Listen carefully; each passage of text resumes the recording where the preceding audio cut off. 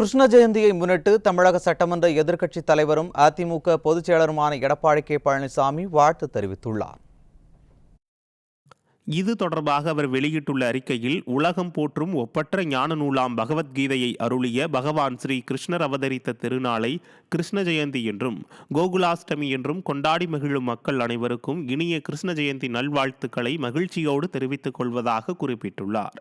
நான் எல்லா உயிர்களிடத்தும் சமமானவன், எனக்கு பகைவனும் இல்லை, நண்பனும் இல்லை, என்னை அன்புடன் வணங்குவோர் உள்ளத்தில் நிறைந்திருப்பேன் என்று கண்ணபிரான் பகவத்கீதையின் மூலம் வாழ்க்கையின் நெறிமுறையினை உலகுக்கு எடுத்துரைத்தார் என குறிப்பிட்டுள்ள அவர், ஸ்ரீ கிருஷ்ணர் அவதரித்ததே இந்த உலகத்தில் தீமைகளை ஒழிப்பதற்காக என்பதை நாம் அனைவரும் நன்கு அறிவோம் எனவும், கிருஷ்ண ஜெயந்தியை கொண்டாடும் ஒவ்வொருவரும் அறத்தை போற்றியும் தீமைகளை முறியடிக்கவும் உறுதியேற்க வேண்டும் என குறிப்பிட்டுள்ளார். மேலும், அறம் பிறழ்கின்ற போது நான் இவ்வுலகில் அவதரிப்பேன் என்ற கண்ணபிரானின் போதனைக்கு ஏற்ப